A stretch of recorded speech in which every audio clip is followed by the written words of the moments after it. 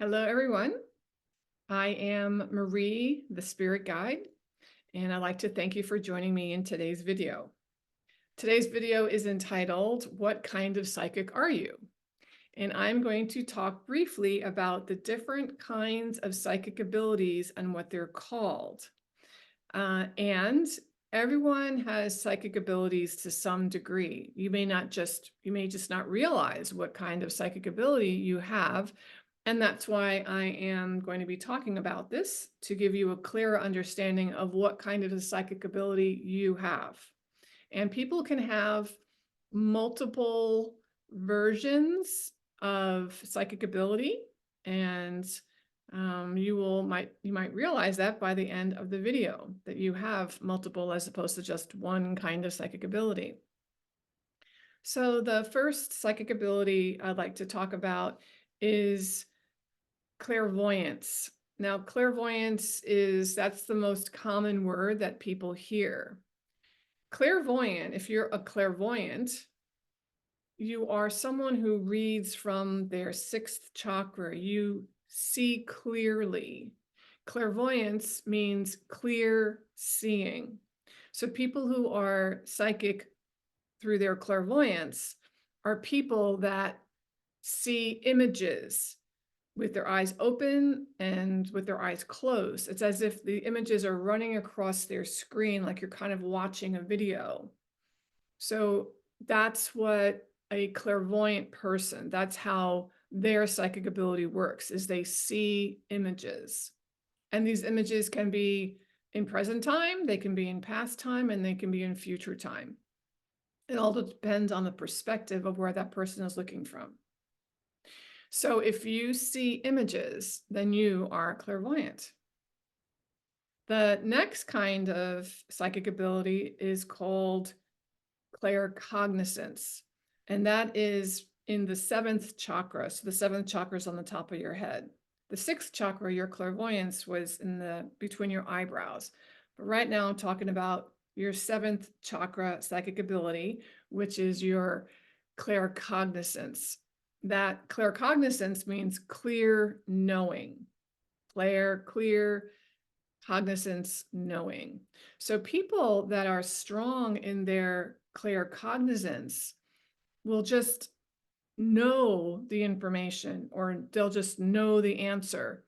They'll think of a question, and all of a sudden, like, the information, almost sometimes with me, it feels like the information drops into the top of my head and I get the answer.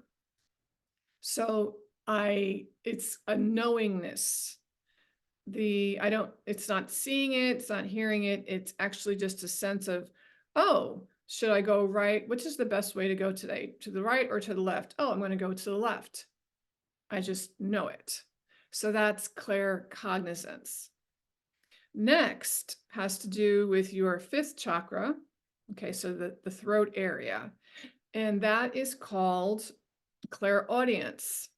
Now, people who hear things, that's their clairaudience. Sometimes they'll hear it as if it's in their mind, like it's almost like you hear a voice, it'll be coming into your head.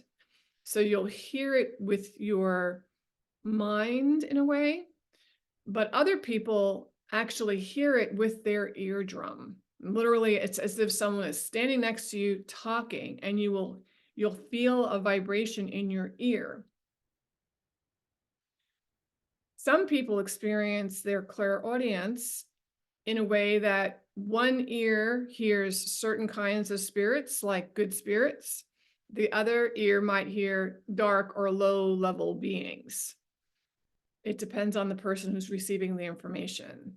Some people just hear it in their head.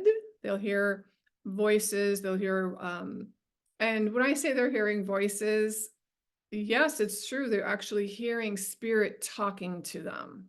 But it's up to that person to decipher whether that spirit is a good spirit or whether that spirit is not a nice spirit or a dark spirit.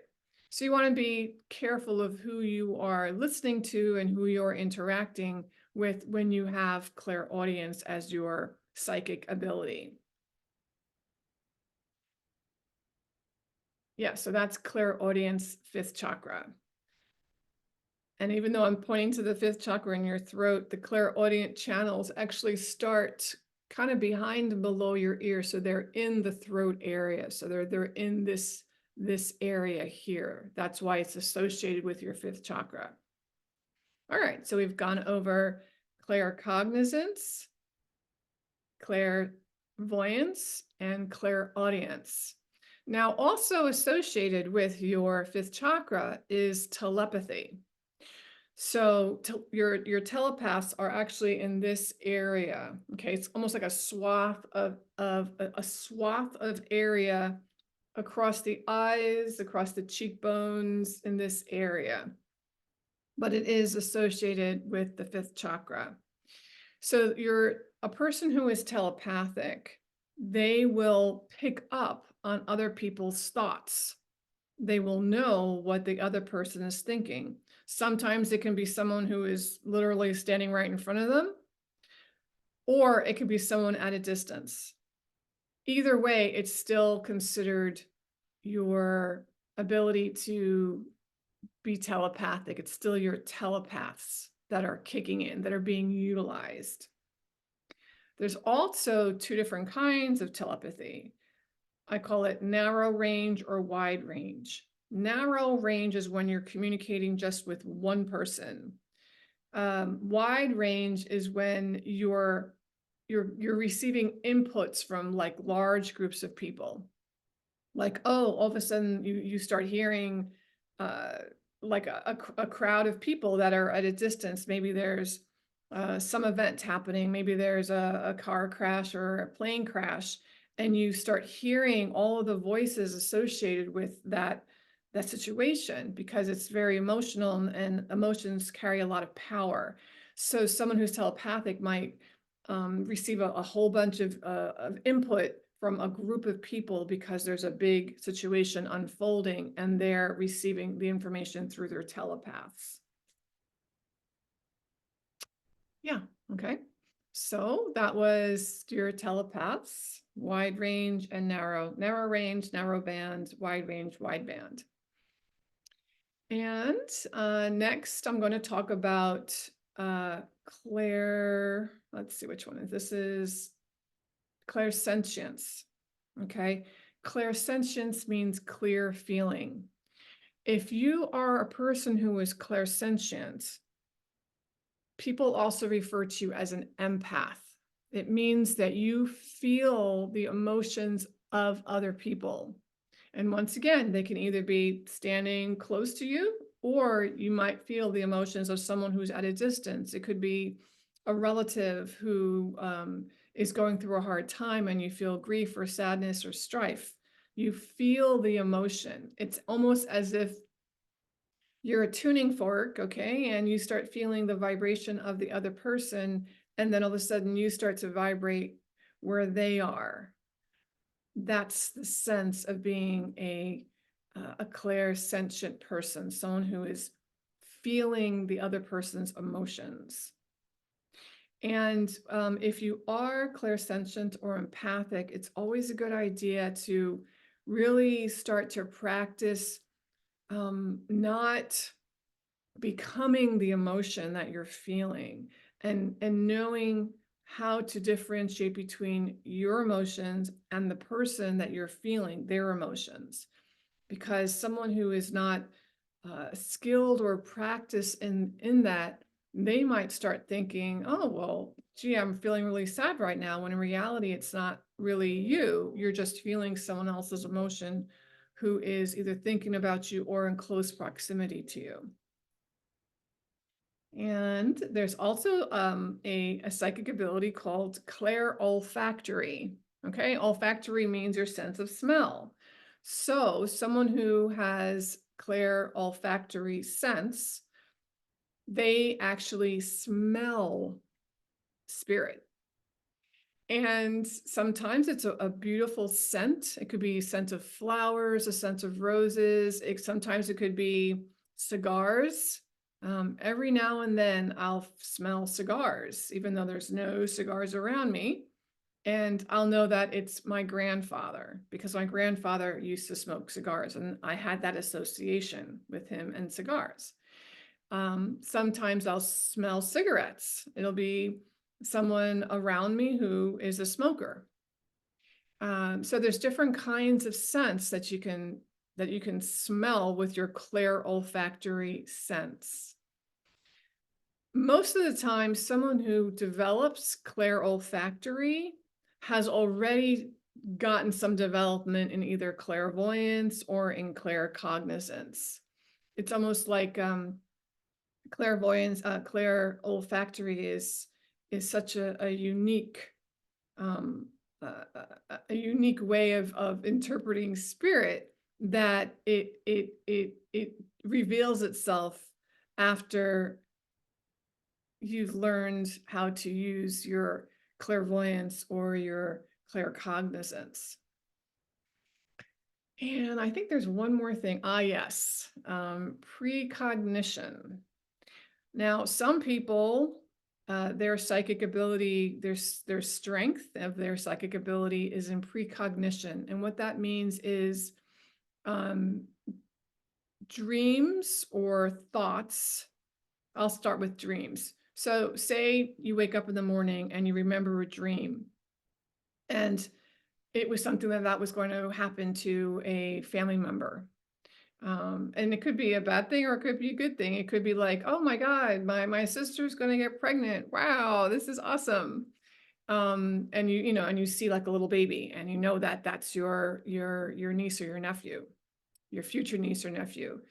Sometimes people with precognizance will have a dream at nighttime of an event in the future. Some people, they don't actually have to be completely asleep. They might be in meditation, or they could just be in their normal waking state.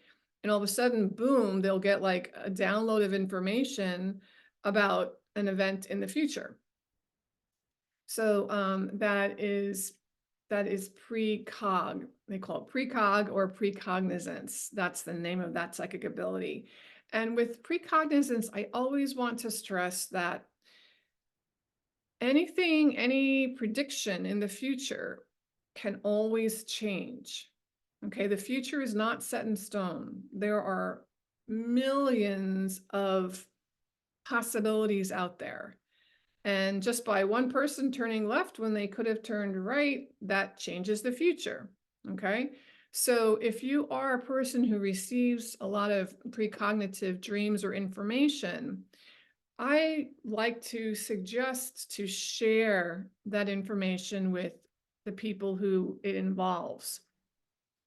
And I say that because if it's an unhappy precog, if you see something that you're like, oh, that's not good, by communicating with that person, telling them what you dreamt or what you intuited, it gives them an opportunity to change it.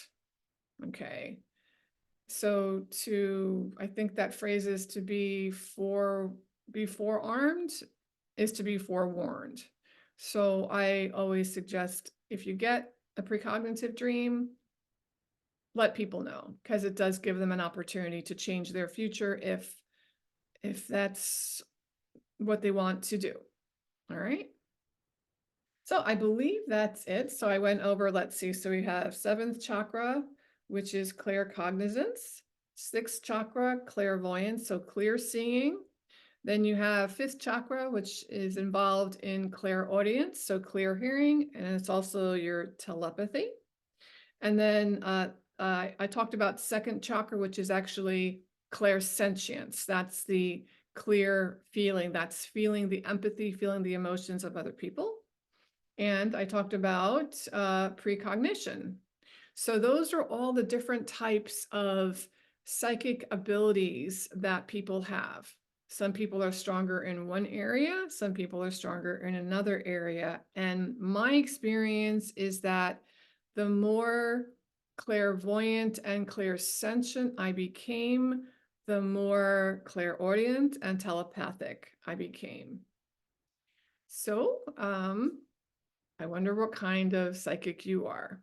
And if you have any other questions or you want to delve into this further and deeper, feel free to send me an email, a text, or a phone call. Once again, I am Marie, the Spirit Guide. My phone number is 415-717-8080. Thank you and have a nice day.